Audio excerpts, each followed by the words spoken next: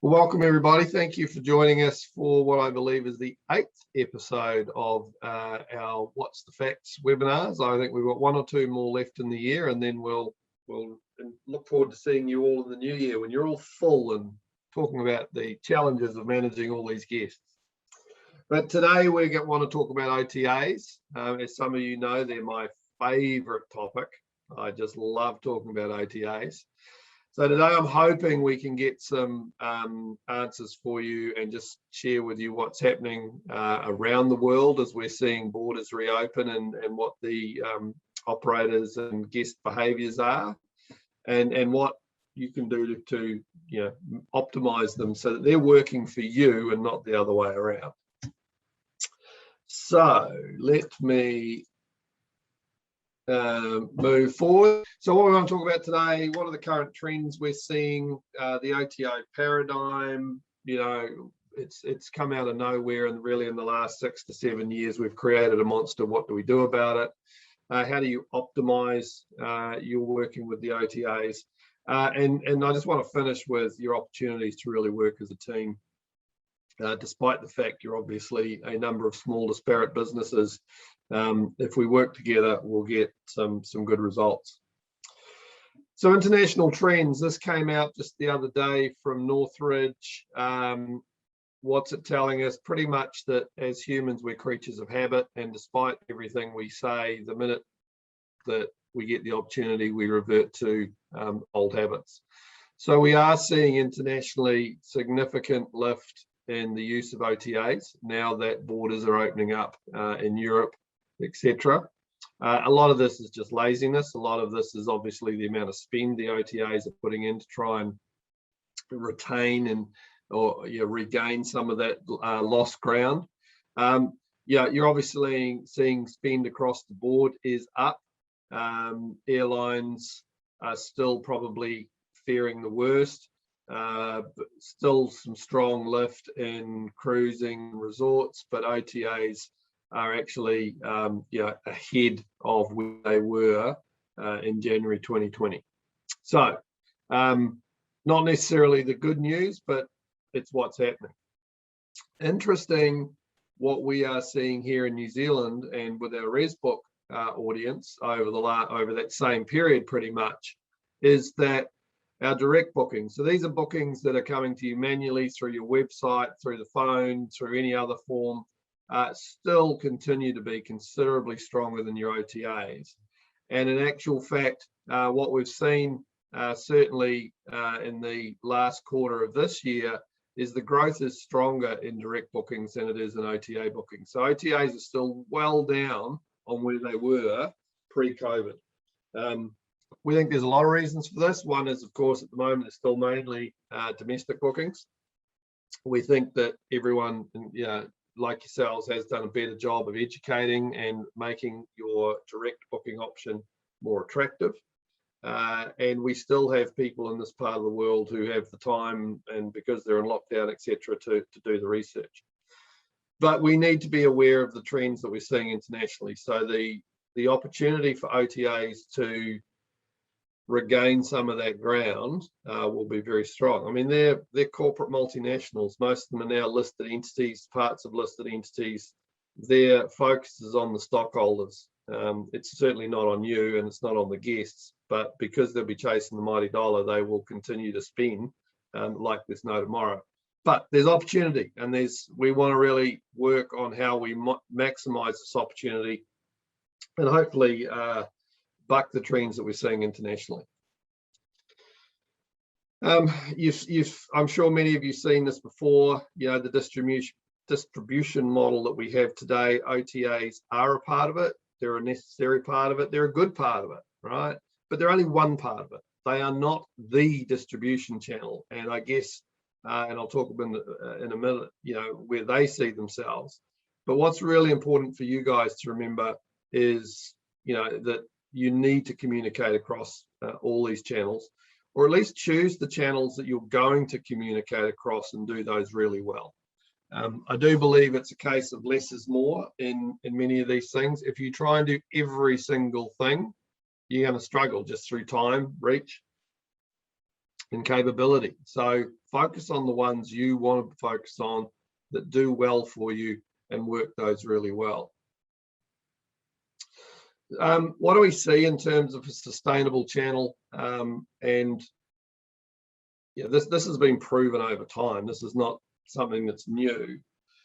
But where the guests, the travelers, and where you, the suppliers, the operators, are seen as the primary players in the pipeline, you get a sustainable channel.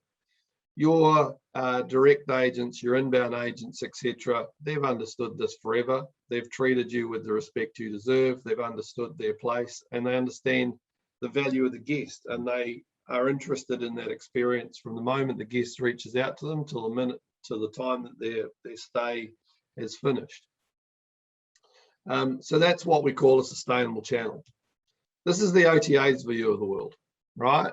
The OTA's view of the world is they are the center of the universe and it's all about them, okay? They don't actually care about the traveler. They don't really care about you.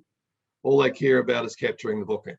And almost the minute that booking's made, they've lost interest. And why? It's because they are multinational. They're now mainly listed companies. They need large volumes to survive. And it's an unsustainable model, right? You've seen it. You've all experienced the treatment that you received when COVID did hit and the way the OTAs responded. So because of that, in rebuilding your businesses, you need to be very cognizant of what their motivations and aspirations are. How do they align with your business? How do you take advantage of them for your benefit, but not lay down and play dead like many of us did pre-COVID because we allowed them and gave them way too much power. This view of the world is not something they came up with by themselves. We very much helped them get this level of ego, right? We all gave them far too much control, far too much importance, and pretty much threw all of our eggs in their baskets, despite the fact that they were still probably less, in most cases, less than 25% of our total business. So we need to remember just what that role they play in our businesses are, and don't get overwhelmed by them. What are the pros and cons of OTAs? What you will get, obviously, is awareness and reach. And you will get bookings, no question about that. You'll also get brand jacking. You'll get advertising outspend. They will run all over you as fast as they possibly can. What you won't get is any concern or understanding or any support in tough times, right? They're not in it for you. They're not like your other agent partners. They're not like your other supply chain partners. They're not looking for everybody to succeed. They are only interested in themselves, right? And again, I've explained why that is. Can't blame the people within them. They're doing great jobs. They're wonderful people, but they're part of an entity that really can't afford to worry about you as individuals. So you take OTAs, as I've said, they will get you bookings and they absolutely give you reach. And those are positive things that you want to take advantage of. So when we look at the 5 stages of travel, you know, where do we want to use our OTAs? Okay. This is where we want to use them, in the dreaming and planning phase. We want them to support your ability to be found as an option when people are dreaming and planning. Where can I stay? Where can I visit? What will I get? That's where the OTAs can work for you very well. And if there's a flaw in their business model, it's that they'll do that for free, right? Because they're not getting any money until someone places a booking. And if you do a good job with that, they will find you directly. And then you've got an opportunity to convert them directly. So this is really, in our opinion, where you really want to focus on using your OTAs and making sure that in your content, in what you put up there, you're enticing people, but don't give them everything, right? Encourage them to find you. Encourage them, use tools and tips for them to go, oh, well, that's a really cool option. I wonder if I go ... what I'm going to find. This is the #1 OTA. Okay, don't care what anyone says. Airbnb will tell you they're bigger than everybody. Booking.com will tell you they're bigger than everybody. And the reality is today, Booking.com and Airbnb still bring in more bookings than every other channel combined. But these guys, these are the ones you need to play with, because they already control every other facet of the communication link with you. So you Google my business listing needs to be up to date. You need to be taking advantage of the free booking links that we spoke about last time. You need to make sure you are playing well with Google, because if there's one thing that we can guarantee will happen, will come out and borders open, the significance and the impact of Google will only grow and increase. So make sure you've used this time to get your Google profile right. By all means, if you're on Booking.com or Airbnb or VRBO or any others, that's fine. But make sure you're ready for these guys. So working with channels, you need to leverage your points of difference. As I said, use them in the planning and dreaming phase. So how do you get them to move across to your website, to give you a call, to email, right? That's where you use your packages. That's where you offer your exclusive use options.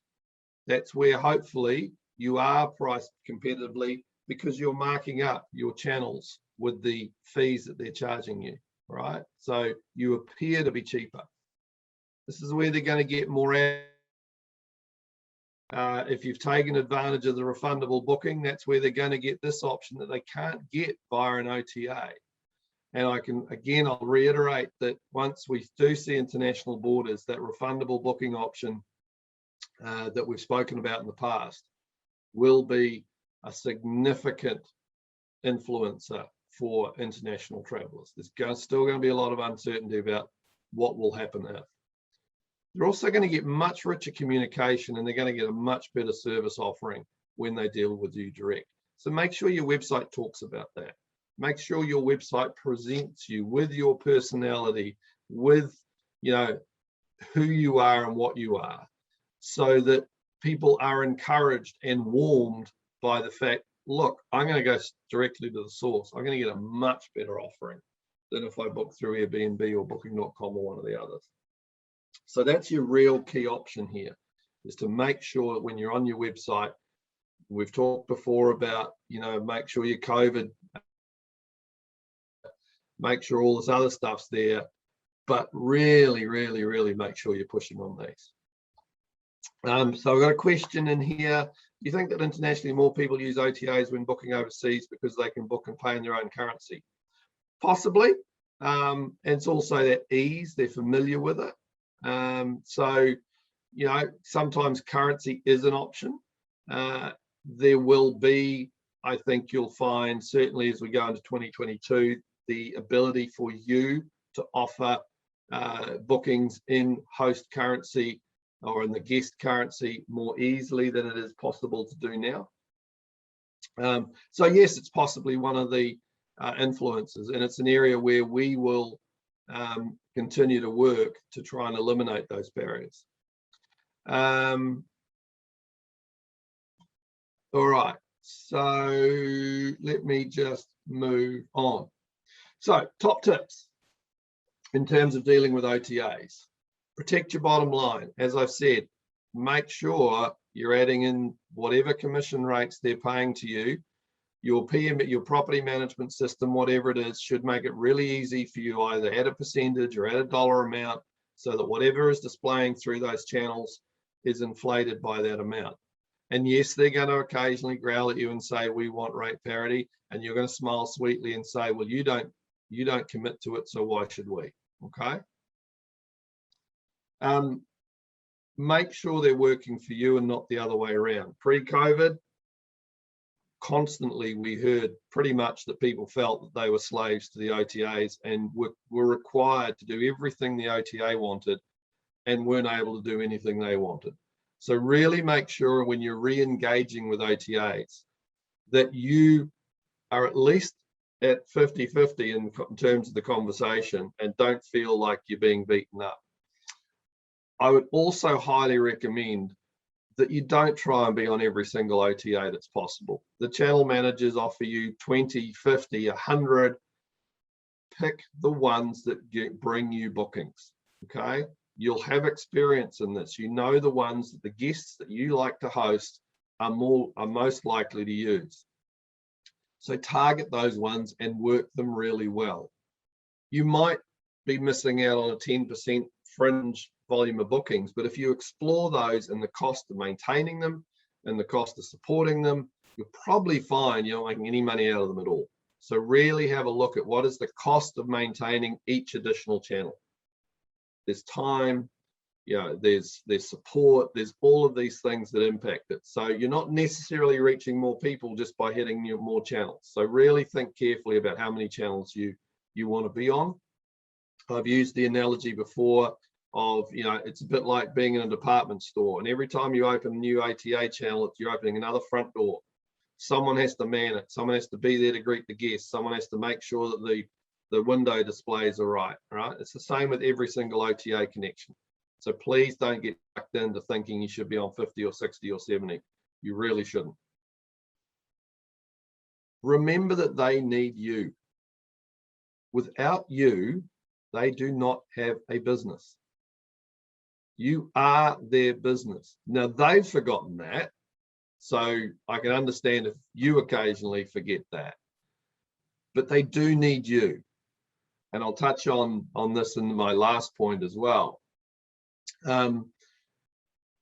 As I've said, leverage points of difference. Make sure that any direct comms, whether it's your website, whether it's any social media, whether it's newsletters you're sending out, whatever you're doing, make sure you're highlighting the benefits of talking to you directly, all right? Yes, we'd love it to be via their website and we'd love it to be a direct booking. Reality is, if they do want to phone you and email you, that's okay, all right? Because you're going to make more money out of that than you will through any OTA booking, all right? It's a part of doing business.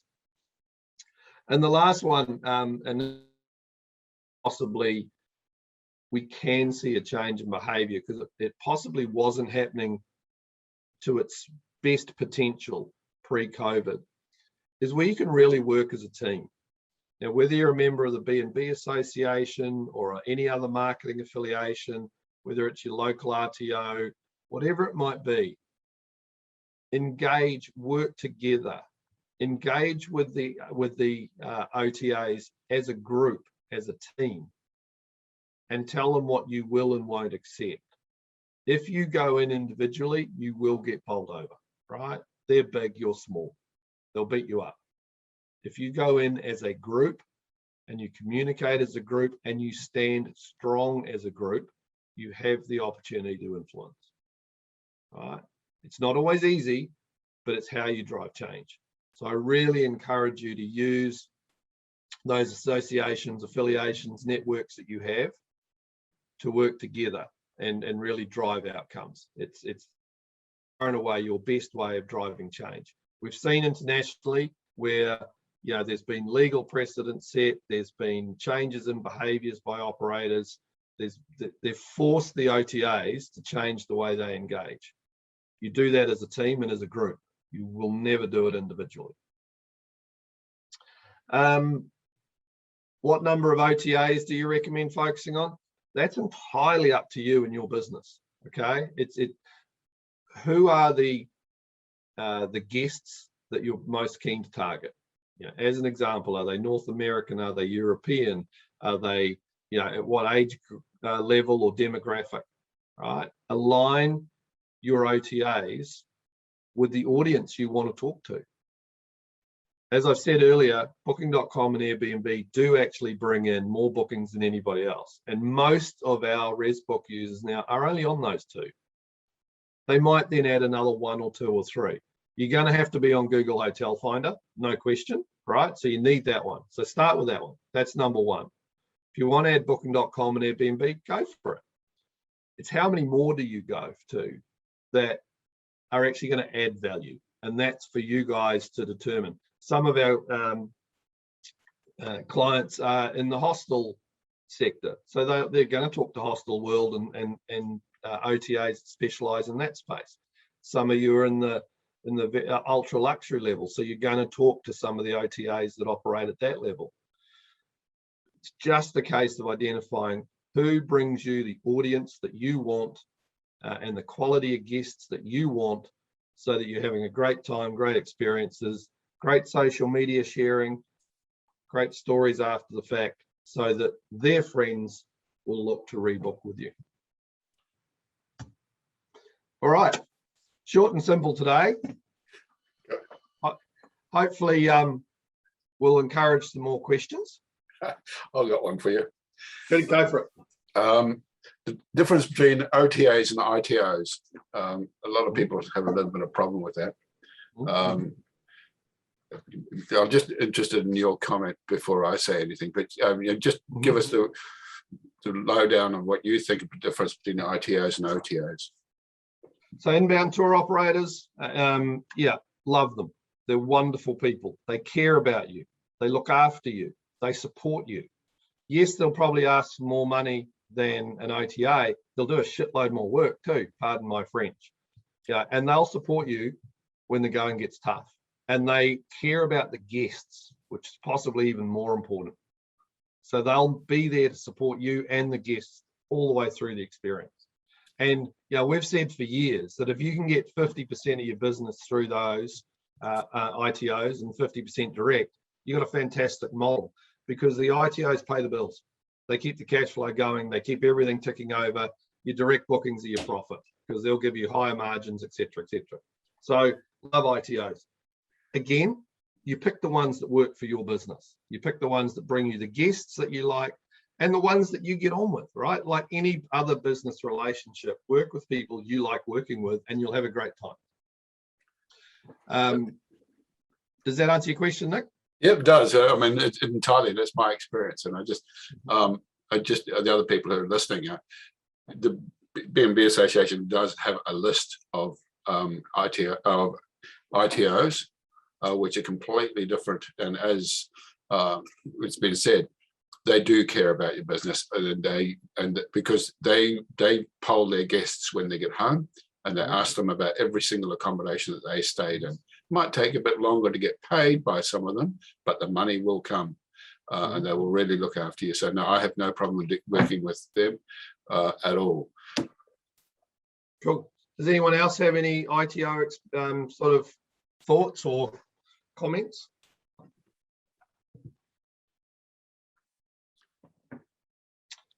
I can tell you, obviously, the ITOs have possibly had in the last 18 months, because they've literally had no customers. So they will be looking forward to bouncing back. I have heard in some sectors they'll be asking for more commission. That's up for you to negotiate and decide. But I do know that they understand that without you, they don't have a business, right? Their people is to bring people into the country, and unless they get a fantastic time while they're here, they're not coming back and they're not telling their friends. You deliver the experience, so they need you and they want you, and as you've undoubtedly found, you will develop good friendships and relationships with them. There are going to be a few less of them than there was pre-COVID. We've unfortunately lost some great operators that have been in the industry for a long time as a result of COVID. But the really strong ones, have sustained. The key ones are still there.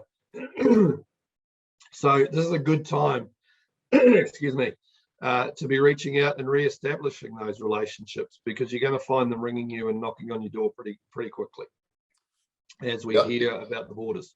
The other thing to remember is, because of COVID, a lot of our bed and breakfasts have dropped away. People have taken the opportunity to retire, and the number of properties that these ITOs have used in the past has dropped quite significantly. And you guys will have seen it at Tomahawk. The people have dropped off your business model. So now is a great opportunity to make contact with ITOs before you get busy. Sort it all out. Sort everything out right now. Totally agree. Thanks, Nick. Yeah, it's a fantastic piece of advice. Yeah, these guys will help you rebuild your business. we have lost a number of quite significant properties from the industry, sold as private homes, retired, what have you. So possibly a little less competition than there was, which is not a bad thing. But they'll want to be hearing from you. They'll want to understand where you're at. What's happened to you guys since that you last spoke, so that they know that they can still rely and trust you to be there. And you don't necessarily need to be Qualmark to deal with them. A lot of them like you to be with Qualmark. You don't necessarily. The assessment program for the B&B Association works just as well. They're very happy with it. They understand what you do and they understand how we work. So, yeah, go for it. It's the best way to do business. Absolutely agree. Well done. Thank you, Nick. I've got a question here. Any thoughts on adding commission rates while remaining competitive if your competitors are not doing this? First of all, think carefully about who your competitors are. And it's not necessarily just the B&B or lodge down the road. So think about who your competitors are. But I would challenge, again, to work as a team and communicate as a team. If you've done a good job, your rates might appear higher on a channel than another operator. But once they come looking for you directly, they're going to find the benefits you offer. One of them will probably be price, because you're now 15% or so less than it appeared on Booking.com. And then there's your packages. There's the exclusive use option. There's all these other things that you've created that makes Booking Direct a more palatable option. It is one of those areas, though, where if you don't work holistically and collectively, we will end up dropping to the lowest common denominator. And the only person that loses then is you, right? Channels are happy. They're taking their commission, right? You're the only one who's paying here is you. So work together and, think about who your competitors actually are. If people have chosen to travel to New Zealand, they're comparing not just you and your neighbour, they're comparing you with the rest of the country. So think about where you're at. And for those of you on ResBook, of course, we've now got some great BI tools that allow you to do analysis of your rates compared to others, to allow you to see very easily where you sit in the grand scheme of things. Maybe not dollar for dollar with your neighbour, but collectively where you sit compared to other operators, so you know how well priced you are in the market. Do we have a one page that has an overview of OTAs and who their core target audience is? There is some holistic information on this. Typically, as you probably already know, Expedia is stronger in the North American market, Agoda is stronger in Asia, Airbnb is strong across Europe and US. Booking.com is stronger in Europe. So there is various layers that you can look at.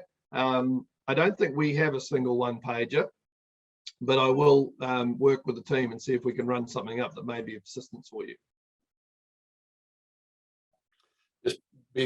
Sorry, going back to your agents, just remember now that they're setting prices for the 22-23 season. And so it's a real quandary at the moment as to what you do with your pricing, because you stay where you've been to try and attract the visitors back, but you've also had prices increases for a lot of commodities that are around at the moment. So it's a bit of a juggle, and I'm struggling with it myself as to whether I put my prices up for next season or not. Because in actual fact, they're really going to start asking you for 23-24 very shortly. So you've got to weigh up them. I don't think we're going to have a problem with people coming here. It's just relative to other accommodation who've discounted themselves so much to attract visitors that you're competing in that field. Yeah, and that's a really good point, Nick, and it's a whole different conversation. What I'll just add to that is that you do need to treat 2022 almost like that first year you were in business. It is like a relaunch, a restart. So when you're looking at your rates, you might not be necessarily looking at your optimal rates. You are looking at, how do you get things moving again, right? very much aware that, you know, inflation's going nuts, fuel's going up, everything's going up, right? We're getting a deck built at our house at the moment. Timber's 3 times what it was if I'd done it 3 months ago, right? It's ridiculous. So yeah, your costs are increasing, and you need to be cognizant of, you know, your bottom line. But also talk to your ITOs, you know, about maybe it's relaunch pricing. So if you do offer them pricing for 22, be very clear that might not be 23 and 24, or it might not even be the end of 22. It might just be the, you know, this next 6-month window. Give yourself some opportunity to work with them to increase those. Yeah, everything's in short supply, prices are ratcheting up, so it's a very good point. I am aware of the time. A question from Nathan: is there a list of ITOs and how to approach them, where to find them? Fantastic question, Nathan. Happy to help you with that. We'll have a chat with that directly. There are, on Tourism New Zealand's website and a number of different websites, there are lists of ITOs, but as we've talked about, really important to know who you talk to and why. So we're happy to reach out and have a conversation with you on that, and yeah, align your business and your goals with a range of ITOs, and then happily introduce you to them, because it's like anything.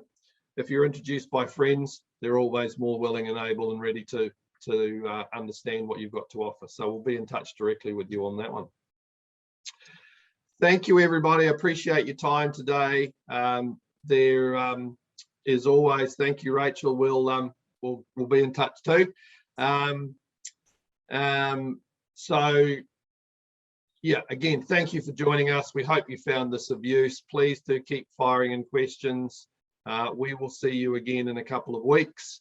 And if there's anything else or any particular topics you'd like to talk to, because I think that pricing one's a really good topic, Nick, please let us know. We're happy to see how we can get it covered and share some thoughts with you.